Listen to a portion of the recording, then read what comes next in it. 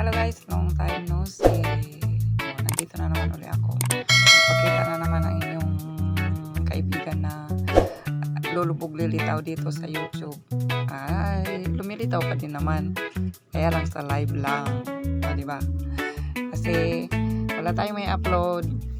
Ito lang, mag-live lang tayo, makapagkwentuhan sa mga viewers natin. Kaya ito. Ngayon, mag-upload na ako. Video na ako. Ayaw kasi makisama minsan yung aking cellphone sa pagbibideo, naglalag, tumitirik na lang minsan. Kaya yung video ko imbis na maayos, nawawala. Imbis na 8 minutes na siya, back to 0 na naman. So ayan, kaya walang nangyayari sa mga videos ko, kundi paulit-ulit na lang, walang natatapos. Puro umpisa, tapos pag naglag ang cellphone, 0 na naman. So ayan guys, maraming salamat sa pag-stay, maraming salamat sa 3,000 followers na din, kahit live lang o kaya paminsan-minsan nag-upload ng short. Maraming thank you. So ayun, ngayon ang ginagawa ko ay purples ito. Mag-zipper, magawa na muna ako ng zipper, yung para mamaya attach ko na lang. Bali 2 parts nga pala itong ating video, para naman may laman ng ating channel, hindi puro live lang, 'di ba? Nakakainip yung manood na ang haba 1 hour o kaya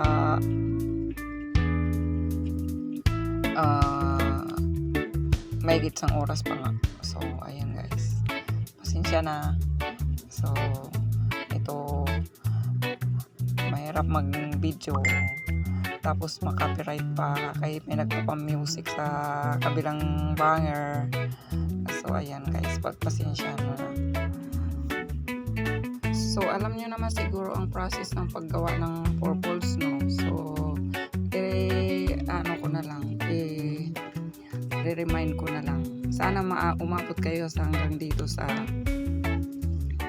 part na tong video ko, para at least mayroon na naman akong ma-share sa inyo na bagong paraan or bagong tips. So ayan guys, so halimbawa ang ating ay purples nga, ganyan, purples nga yung ating gawa ngayon, ulit-ulit no?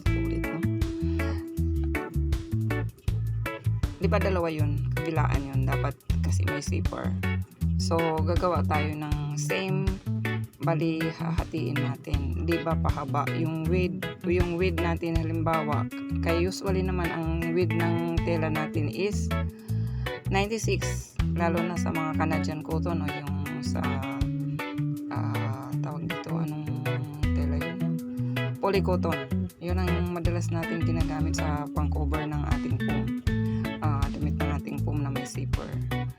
Canadian mas makapal, sa polycotton kasi medyo manipis, maka-timing ka pa ng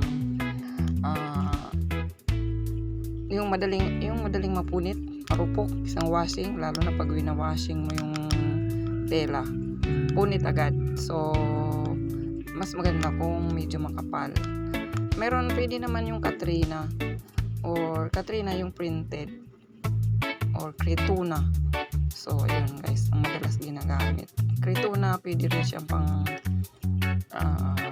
kurtina, di ba? Pwede rin yung gawing pang sopa. So ayun guys, so magkakat tayo ng same size, halimbawa 36 by 72. Pag 4 folds, kailangan nyo mag-adjust na tayo ng at least mag-add tayo ng 3 inches para mayroon tayong allowance sa bawat compartment ng ating foam. Diba 4 nga, kaya 4 nga dapat mag-extra tayo ng tigkakalahating pulgada, half inch minimum, yun, at para sa edging na din. So ayun, kailangan natin i-cut yun, yung 36 by 75 sa 4. So, magiging 4 na yun siya. So, ang gagawin mo dun sa 4, itataboy mo yung 3. Tapos, yung isang sa 4 na yun, yung, di ba 3 yung itatabi mo, yung isang ika-4, hatiin mo uli siya sa 2. So, magiging 1/4 na yun siya. So, ayun, yun ang magiging pangdulo natin para mag-fold yung magkabilang dulo. Kaya parang interlock naman yan yung pahaba, tapos pahaba sa ibabaw, tapos mahaba din sa ilalim. Parang 3 pagpatungin natin, parang mag-ano tayo ng adjust ng isang 1/4 doon, 1/2 doon sa isang 1/2. So, yun guys. Bahala na kayo mintindi sa mga sinasabi ko. Basta yun yun. So, ayun yun. Ganon ang pagkat ng ating 4 folds na foam cover. So, depende na din yan sa kapal ng inyong foam. So, ito yung ginagawa ko is 2 inches lang. So, ayan. Nag-prepare ako ng zipper. Yung pang-zipper lang. So, masyadong malaki yan para sa 2 inches. Kaya gugupitan ko siya ulit mamaya. Yung mga tira-tira lang kasi yan. Yung pwedeng ipang gilid. Sayang din naman yung matitira. Diba? Para walang masasayang sa tira natin. So yun guys. Maraming salamat sa pag-subscribe. Kung hindi ka pa nakasubscribe, subscribe ka na. At i-like and share mo na din ang video ko para at least mayroon kang idea kung paano gawin ang ating cover ng foam. So, usually kasi ang nakikita natin, di ba, ay yung ano lang, yung 3 folds. Madalang kasi yung 4 folds. Kaya naman tayo gumagamit ng ganito. Siyempre, mas madali kasing gawin yung isa lang. Yung isang pirasong foam lang ng pag single is 36 by 72 naman talaga parang 6 feet ang haba ng ating foam. Yun ang standard niya.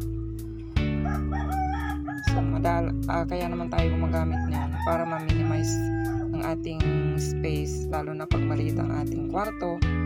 Gumagamit tayo mga folded na pwede nating i-fold katapos nating pagkagising natin o pagligpit tayo ng higaan, pwede nating itabi para maging spacious ang ating kwarto, lalo na nangungupahan tayo, wala tayong sariling bahay. So ayan guys, kaya tayo madalas gumagamit ng mga folded na foam. So ayan, pangit din naman kasi lagyan ng compartment yung hindi siya kasya, kaya kailangan talaga perfect ang fitting doon sa foam kung ano yung size ng foam. Kaya kami pag magpapatahi, kailangan talaga yung eksakto sa sukat. Mahirap kaya mag-repair, promise. Diba? Matrabaho yung pag-repair, magtas-tas pa lang kung mabutas pa. Diba? Hindi nagkaroon pa ng bagong problema. So, ayan. Diba? Ang hirap maging mananahi. Kailangan gumagana ang utak mo. Kaya hindi ako tatabas hanggat hindi yung aking utak. Kailangan naka-focus lang doon sa isang bagay diyan sa ginagawa ko. Mahirap yung marami kang iniisip na nagtatabas ka, madalas ka magkamali. Diba? So yun lang guys. Sana nakaabot ka dito sa video na to, hanggang sa dulo ng video na to. Maraming salamat. Salamat sa panonood. Maraming thank you. God bless you all.